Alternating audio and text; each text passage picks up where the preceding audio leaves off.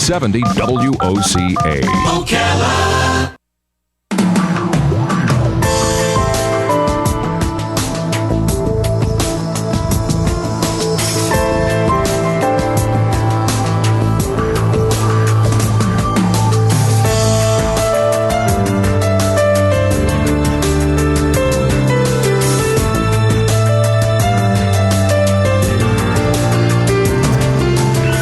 All right, 6 minutes after 11 o'clock. Thank you for tuning in. Robin and I play music, and we don't play Carnegie Hall. We play nursing homes, pretty much, or state parks, or or things of that nature. Weddings, and things like that. And when we play an outdoor thing like a state park, where we're not really, there to put on a show, but rather to create ambient music, and we play the song Lily Marlene. Inevitably, there will be somebody who comes out of the group and comes up to us, and they are from the World War II generation. That's the best way I can describe them.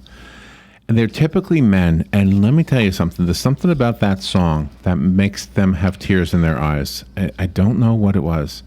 So when we looked into it, I think the singer who they all heard back in those days was Marlene Dietrich. Right? Mm-hmm. Yes. Dietrich. Mm-hmm. So I never knew if there was a connection between the song and her name, or she sang the song because of her name, but it clearly made an impact on those men mostly from that era.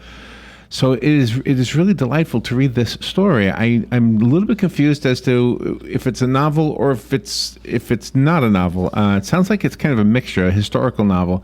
C.W. Gortner is on the phone. He's going to answer my questions about this. He is an historian. He's also a fashion designer, a freelance publicist himself, and he has written this wonderful book called Marlene. It's a novel of Marlene Dietrich. Marlena, you say the E at the end, right? Mm-hmm. Marlena? Yeah. Good morning, C.W. Good morning, sir. How are you?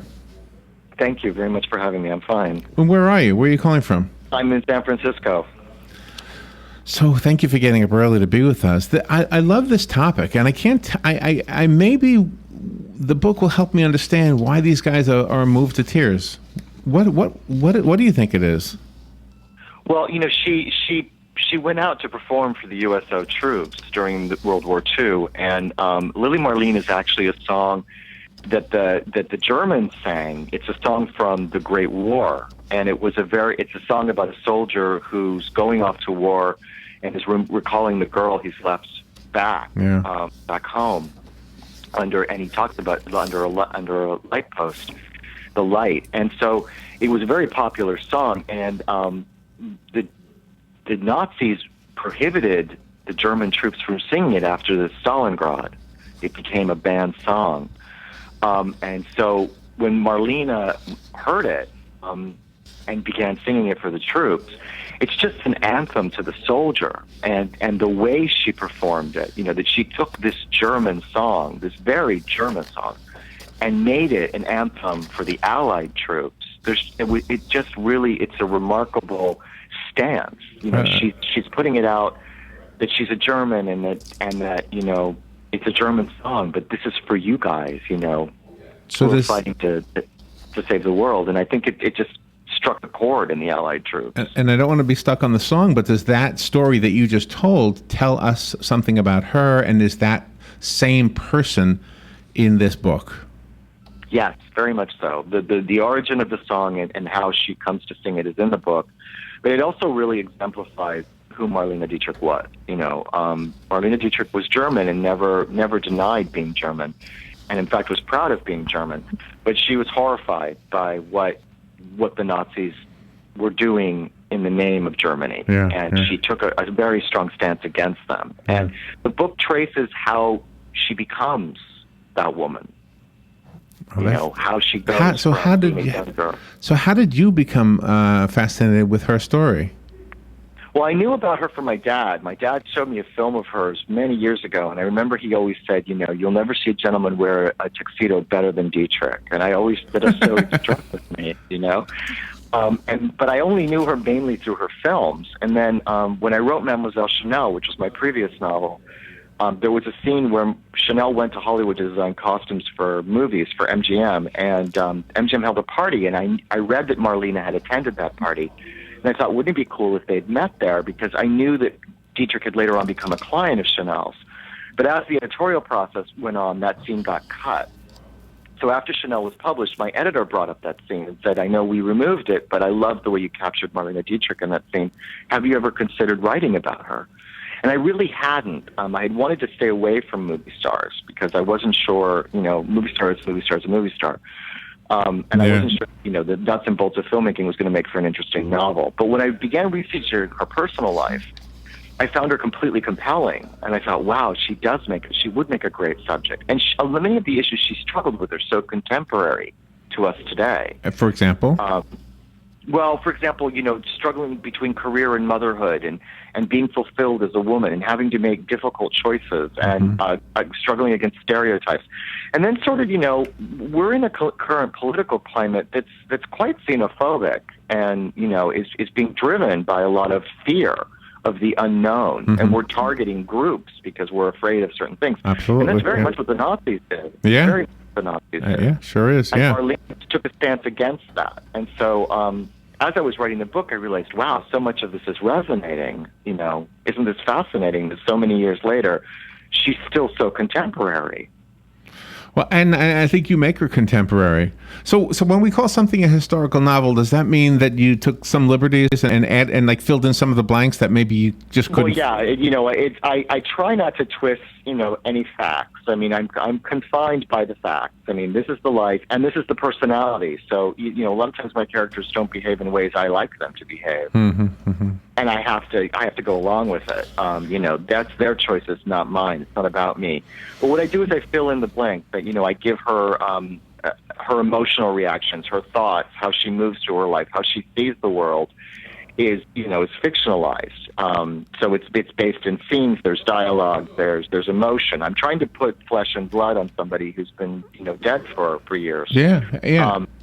But I also try to stay true to who I think that person was. And it's not about who I am, it's about who they were. And she's a classy lady. And the book shows that she's a classy lady. And we always thought she was a classy lady, but was some of the ladies like some of the actresses from the past that we thought were classy turned out that they had horrible true lives, remember? Oh, yeah, exactly. Oh, well, yeah. I mean, everybody loved Joan Crawford until Mommy Dearest came out. Right. Yeah, that's a great example. That's a great example. It really destroyed, our image of Crawford. All of a sudden she's become, that, woman with the cold cream on her face wielding an iron hammer. And so movie stars are challenging because we have this persona embedded in our brains about who they are based on what we've seen on screen. And it's not always pretty to find out that they're human and they're fallible. I was fortunate in that Dietrich really is even more remarkable in her life than she was on the screen, And spanning World War I into World War II was really, really amazing when her social stature was cut down after World War I, and then she climbed up again. Right. She comes out of, the wreckage of World War I. We forget that World War I, the Great War, gives birth to World War II. It's a direct result. World War II is a direct result of World War I. And Hitler wrote his platform based on that. I mean, it almost could be, let's make Germany great again. It's right there. And so she had seen that. And she had struggled through that, and her family had struggled through that. And so she comes with that awareness going into seeing what's happening in World War II. She comes with all that backstory of what World War I had done to Germany. And she saw what was coming with World War II. Wow. I mean, it was clear to her. Well, it makes her so fascinating because she spans both these momentous events of the 20th century. Do you know, when I cut the grass, I feel so accomplished. I look at the lawn and I say, "Gosh, look at the good job I did." You must have been in heaven when you finished this book. I mean, you did a great job with this one. Well, it's really interesting. When I finish a book, I never know. You spend so much time with the character and with the research and with the writing that you never know. And I'm always kind of bewildered and in a daze and disoriented. And it's not until the book published, and then suddenly I'm like, oh no, what if they hate it? Yeah. But I was really, the experience of working with Marlene, of writing Marlene, of inhabiting her, living in her shoes was really one of the most joyous experiences I've had as an author. Some of my characters I haven't liked as much because they do things I don't agree with. Have you? And so it's difficult to be there with them. Is there anybody in her family that is still around that has that you've? Yes. Well, she has a surviving daughter who's older now. I think her daughter's 91, and she has grandchildren. She has grandsons. And have they read the book? No, I don't know. I haven't approached them. I had made a conscious decision writing the book that I wasn't going to go into the portions of her life where they would have become major characters. Right. Mainly because the book is a finite amount of words and the life is not. And you can't put. I like that. Oh, that's a great quote. That's a great quote. It's a wonderful quote. Exactly. So, but no, I haven't. I'm hoping that if they do read it, they feel that I've done her spirit justice. I mean, I really did try. Yeah, I think that'll happen. C.W. Gortner, thank you so much for being on the air with us. I have a copy of the book, Marlene. Call me if you want the copy. You will love it. It's a hardcover book, and it's just a beautiful, classy book about a classy lady, written by a classy guy. Yes, very much so. We've met you.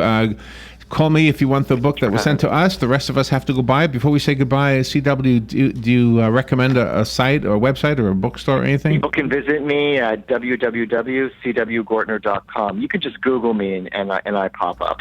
That happens to me every time somebody Googles me, too. I pop right up. CW, thank you. What a joy to chat with you. And thank you for being on our air. Thank you for having me. We'll be right back. The weather is brought to you by myfwc.com. Safe boating is no accident. On this Tuesday, sunshine mixing with clouds with a thunderstorm in spots mainly during the afternoon hours, the high 80 to 92. And for Tuesday night, a shower or thunderstorm early and partly cloudy later tonight, low 68 to 72. For Wednesday, sunshine and some clouds with an afternoon thunderstorm, the high 89 to 93. And Thursday, sun and some clouds and afternoon thunderstorm.